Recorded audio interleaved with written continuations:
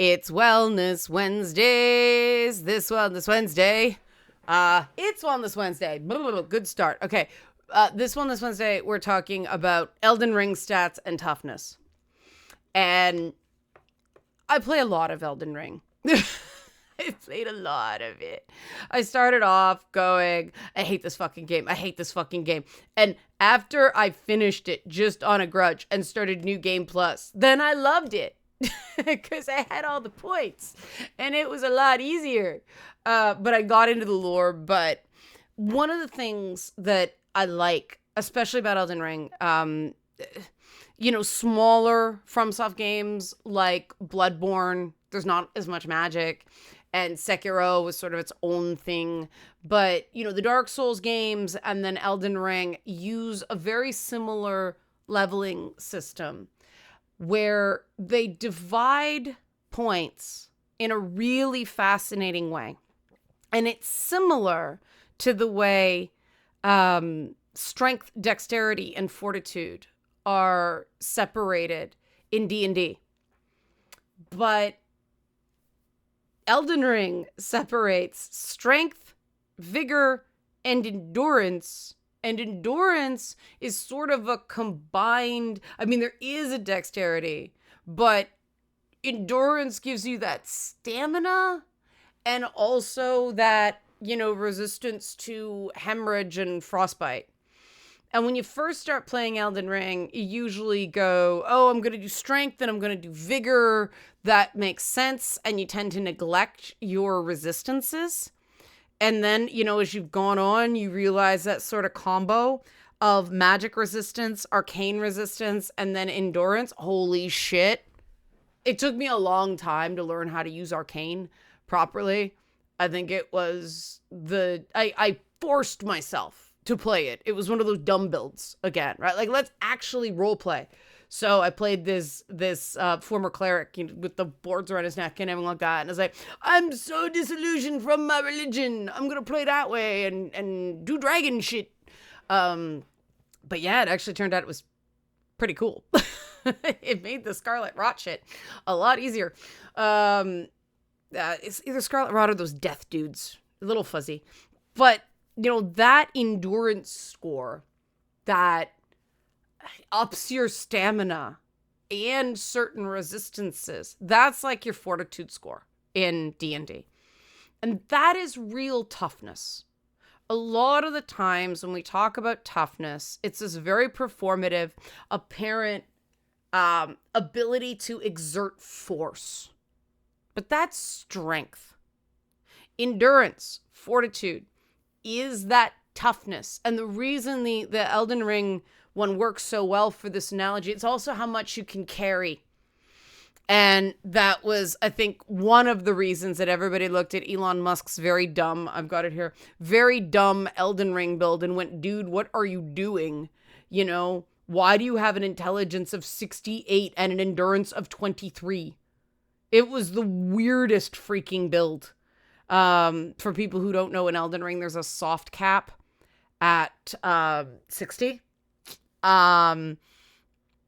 Except for strength. But yeah, there's sort of once you hit level 50 for some things, level 60 for others is just diminishing returns.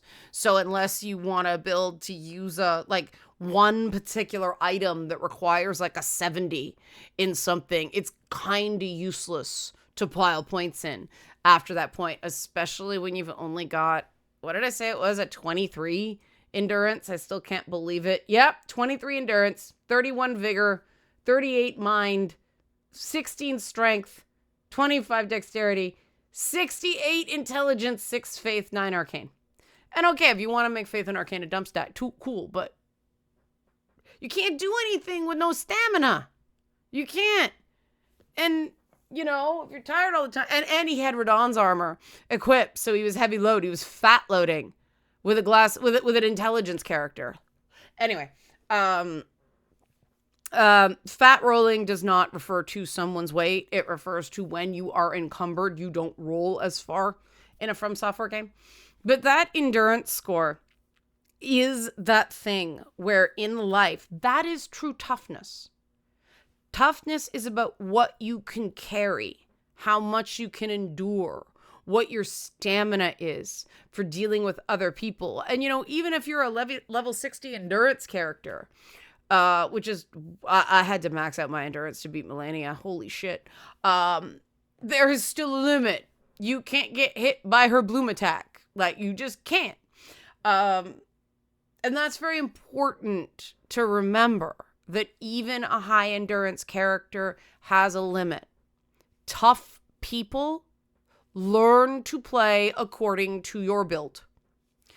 And, high endurance characters or high toughness characters, high fortitude characters, yes, they can carry a lot. And they have a lot of stamina. But it's still limited. That's one important thing about, and playing through like these different stats in Elden Ring, it's very philosophical for me. I don't know. I think From Software games are you make the game what you want it to be, and it's this really interesting dialogue with the self that has nothing to do with the weird shit going on in the game. It's all mechanical. Like, it's all happening at the mechanical level. And it's cool that way, because you start thinking, okay, how do I approach these battles based on what I can soak up and how much I can do, not how much force I can project in a single hit. And it really changes your tactics. And in real life, it does too, right? Because if you have confidence in your ability to, weather the storm, you're not lashing out and trying to take people out before they can get you, right? It makes a lot of sense that way, right? I mean, I know that's how I've changed when I've worked on my, emotional resiliency, that there's a lot more, it's okay.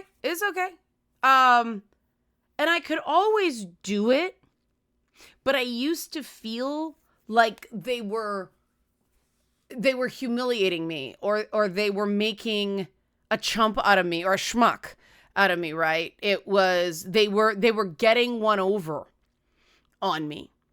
And my mindset changed of, no, I play this way because I can take it and they can't. And so they're going to tire before I do. Now, that doesn't mean you keep taking hits, right? Because endurance does not give you hit points. Vigor gives you hit points. Rule number 1 of FromSoft games, don't get hit, right? So you're not just sitting there taking a beating. You're using that stamina to sidestep the attacks. And being able to dodge like that, having the stamina things and, the stamina attacks and all that stuff allows you to watch and learn patterns and then get your counters in, block, evade, punish. That's how it goes. But you're not going to do a huge hit with a big sword like you would a strength character. I mean, you could have a strength and endurance character, sure. That was the first thing I played. Big ass, what was it, the Bloodhound Fang or something like that? Oh, fuck, I love that weapon in early Elden Ring play. But, guy with a big sword is a cliche for a reason. And as I played on with this game, and I was this noodly little, like, half-naked cleric dude with this, like, wood thing around my neck and this little teeny charm, right? And I was beasting motherfuckers because I learned how to play that way. I'm like, oh, this is wisdom, learning how to use the rot. Yeah, it was an interesting evolution in that you actually become more powerful when you're not focused on hitting hard. The hit hard does cap out in that game. I know some people who got through it just with a strength character, like get big sword and or hammer, hit until dead. It does work, but some of the fights are a lot easier if you use other skills. And I mean, holy shit, blocking in some of those fights with the right shield, you still need vigor points. You need endurance to block. And that is wisdom for life, okay? Because blocking is how you don't take damage. Or it's just chip damage. And it is its own skill to learn in social interactions. It is something that is poorly taught. We talk about boundaries, but we don't talk about blocking. And it's a little different because a boundary is something that you set in advance, right? A blocking is more, no, we're not doing that, right? And you need the endurance, you need the stamina to give people warnings of, nope, I don't accept that. If you do that again, we're done here. And then they do it again. It's like, what did I just say? You do it again, last chance, and they're going to do it again because they're playing as a strength character. And it's like, okay, bye. Right? You have lost access to me. Because that's how you fight an Elden Ring boss that is too high level for you, right? You run past, right? You do not try to fight them the first encounter. You run past. And you have to do that a lot because there will be people with social advantages. There will be people with greater institutional power. And the only way you survive those people and don't get the "you died" screen is if you can evade and block. And blocking and evading also allows you to learn their patterns so you can eventually defeat them, but this is the long game. And if you are, going one piece, gabba gabba punchy thing, it's not going to work real well. And in real life, often the battles we fight are long games because people who just blow up and smash shit every time they encounter with something often end up with either a diagnosis of antisocial personality disorder or a narcissistic personality disorder or a criminal record or all of the above. Society is designed to reward people who play the long game, but also your sense of self is much improved by working on that endurance score. Your equip load, your stamina. And you also get to equip more cool armors that way. Just saying. Love that Radon armor. It's my favorite armor in the whole game. Up there with the clean rod armor. And I did like Melania's helm a lot. Not gonna lie. Just because it looked cool. But yeah, that ability to literally roll with the punches or away with them, so to speak. Roll with the punches means you roll in the direction of the punch so it doesn't hit you. Or if it hits you, it hurts less, right? You don't lean into it. That hurts more. That is true toughness. That isn't strength, as we call it. It's endurance. And that doesn't mean, endurance doesn't mean you just take it and take it and take it and take it. No, Elden Ring endurance is learn patterns, counter, punish. Right? And that's how it works. You understand your play style well enough that you don't feel humiliated when you have to just block. And you'll see a lot of really chill, highly successful people, like very, very rich people, are super calm about stuff because they know this little pipsqueak going off can't hurt them. They're too fucking rich. That's why you wonder what the fuck is wrong with Elon Musk and Donald Trump, because, you don't see Bill Gates and Warren Buffett and people like that pulling that shit. No, something's not right there. Well, we know what's wrong with Elon Musk. We've seen his fucking Elden Ring build. Also, ketamine. But like, there's an example of a guy who is so obsessed with the idea of intelligence, the stat of intelligence. It's everywhere. His Elden Ring build, his IQ score, that he does such fucking stupid things trying to show how smart he is, right? And that's the other thing about a high endurance score. You don't have to show off that other stuff because you're going to have more energy and more moves than everybody else. Now, how do you develop it in real life? Well, you got to allocate points to it. And it says, okay, you're stretching this Elden Ring analogy too far. No, trust me. Hear me out, okay? You do actually have to work on the self-talk that says, all right, that kind of sucked. Is it worth fighting back right now? No. Sometimes you have to because it's spreading, right? If you're just letting that rot build up or the death build up or the madness, oh my God, the fucking madness, build up, that ain't good. You died. But sometimes, like, you can't just button mash and take out the boss. You gotta bide your time. You gotta work on learning this particular challenge. And that extra endurance will allow you to do that. You can sit back and kind of study and take an observer position and go, what exactly is going on here? Now, it pisses people off. I've had to kind of check my powder because I would tell people what I observed and it would freak them out. And it didn't go well. So part of it is, all right, I'm observing these things, but you don't pick your moments. Pick your moments. Don't swing at everything.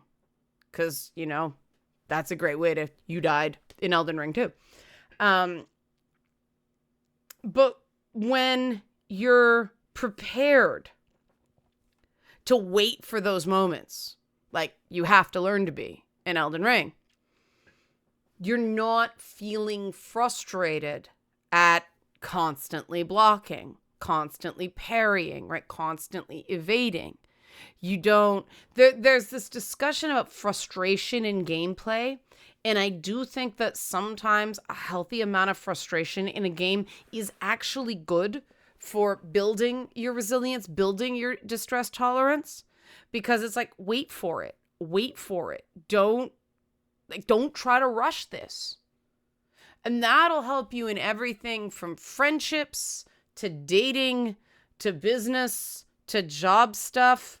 Don't rush it. Give it time. Let it work. Learn the patterns, right? That's why when people talk about games like, Elden Ring or Monster Hunter being so zen, it kind of is that. It teaches you patience and teaches you to embrace the grind, at least in Elden Ring. Gotta get more into Monster Hunter, but what time? What time do I have to get into that? Why did I say that? Too many games. And again, it's a limited resource. We don't want to, because, a 68 in endurance is as stupid as a 68 in intelligence, she says, probably doing that. I think I did that before I realized there was a soft cap. I'm just like, this good. I like this stat. Now I cap it at 60.